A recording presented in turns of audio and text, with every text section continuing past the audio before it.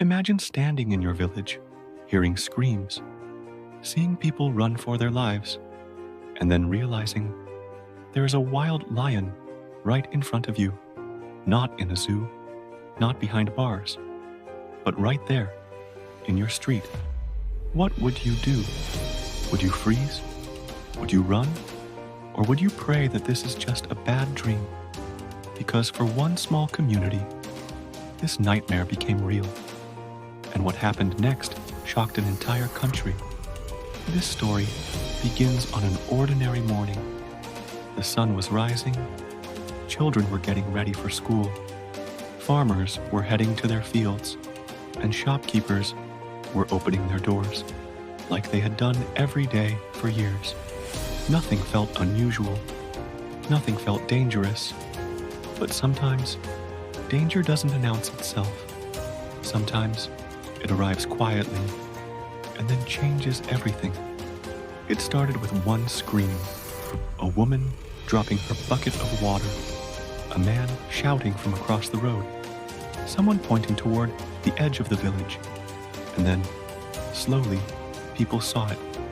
A lion, a full-grown wild lion, standing just outside the houses, its golden fur covered in dust, its eyes tired, its body thin, but still a lion, one of the most powerful predators on Earth, an animal that can take down prey many times its size, an animal that people fear instinctively, even if they've only seen it in documentaries. And now, it was here, right among them. Panic spread like fire. People slammed doors. Mothers pulled their children inside. Shops closed in seconds. Some climbed onto rooftops. Others hid behind walls. Phones came out. Hands were shaking. Videos were recorded. Voices were trembling. Why is it here? Is it going to attack? Is anyone safe? No one knew. And that uncertainty is the most terrifying thing of all.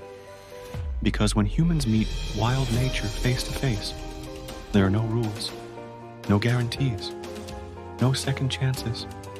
At first, the lion just stood there. It looked around, slowly, silently. Its chest moved heavily as it breathed. Each breath sounded like effort, like pain, like something was wrong. But fear doesn't wait for explanations. Some villagers picked up sticks. Others grabbed stones. Not because they wanted to fight, but because fear makes people desperate. When you think your life is in danger, logic disappears. Have you ever been so scared that you didn't know what to do? That your mind went blank? That your body moved before you even thought? That's what happened here. The crowd grew. More people came. More phones recorded. More rumors spread. He's hunting. He's waiting to attack. He's angry. But then, something unexpected happened. The lion took a few steps forward. Slow, unsteady. And then, it collapsed. Right there, on the ground, in front of everyone. A massive animal, capable of terrorizing entire regions, fell like it had no strength left. Silence followed. No screams, no shouting, just confusion. People looked at each other. Did it die? Is it pretending? Is this a trick? Because predators sometimes fake weakness. It's a hunting strategy. It's survival. So nobody moved. Seconds passed, then minutes. The lion didn't move. It didn't roar. It didn't growl. It just lay there, breathing slowly, barely. That's when something changed. Fear turned into concern, because this wasn't an attack. This wasn't aggression. This looked like suffering. Someone whispered, "I think it's dying."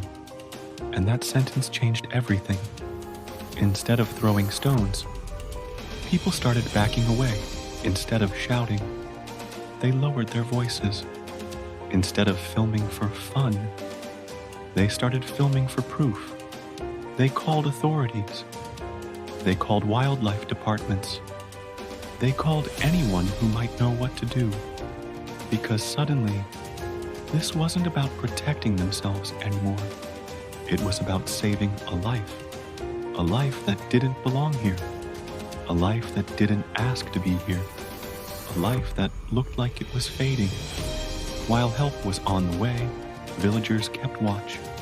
From a distance, carefully, respectfully, some brought water and placed it nearby, not too close, not too far, because even weak, a lion is still a lion.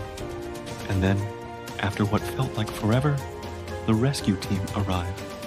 Trucks, experts, veterinarians, wildlife officers, people who had trained their entire lives for moments like this. They moved slowly, calmly, no sudden gestures, no loud voices, because animals feel fear, and fear can turn into violence. They approached the lion, one step at a time, watching every movement, every breath, every blink. The lion barely reacted. That worried them. A healthy wild animal would try to escape, would growl, would resist. This one didn't. They sedated it gently, checked its heartbeat, checked its temperature, checked its breathing, and what they found shocked them. The lion was starving, severely malnourished, dehydrated, infected. Its body was fighting multiple problems at once: old wounds, internal parasites, severe weakness. Its stomach was almost empty. It hadn't eaten properly in days, maybe weeks, and suddenly the story became clearer. This lion didn't come to hunt humans. It came because it had nowhere else to go. Its habitat was shrinking. Forests were disappearing.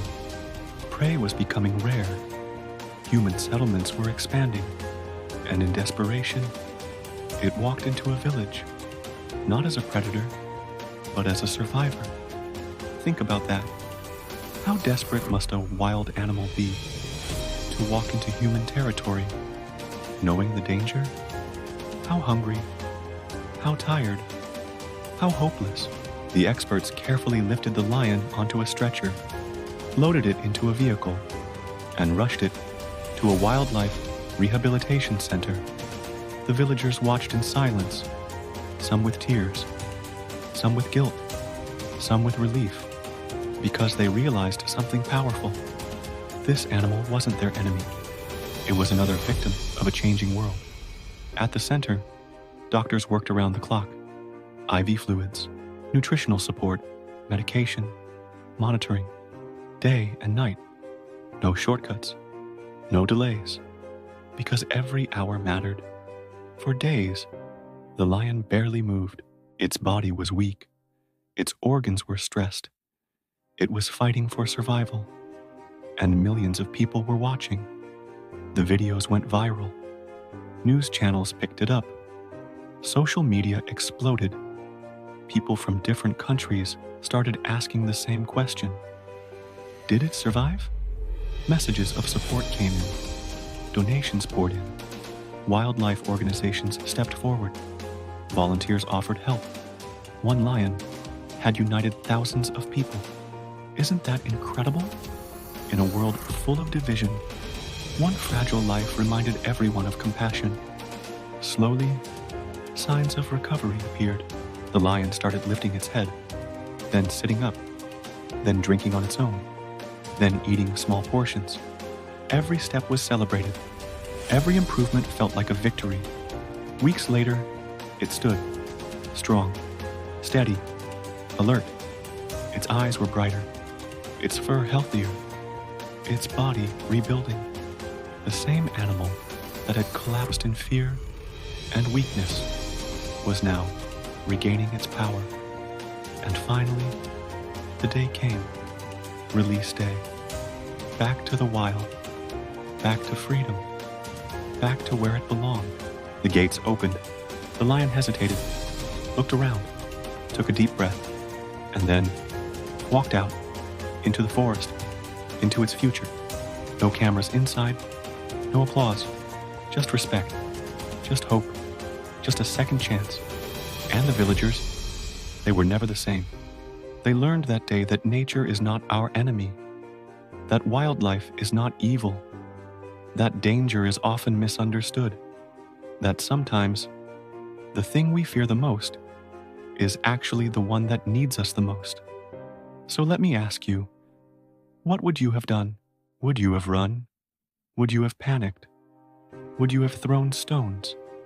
Or would you have waited and chosen compassion? Because moments like these reveal who we really are. They test our humanity. They challenge our instincts. They ask us one simple question. When fear meets empathy, which one wins? This lion's story is not just about survival.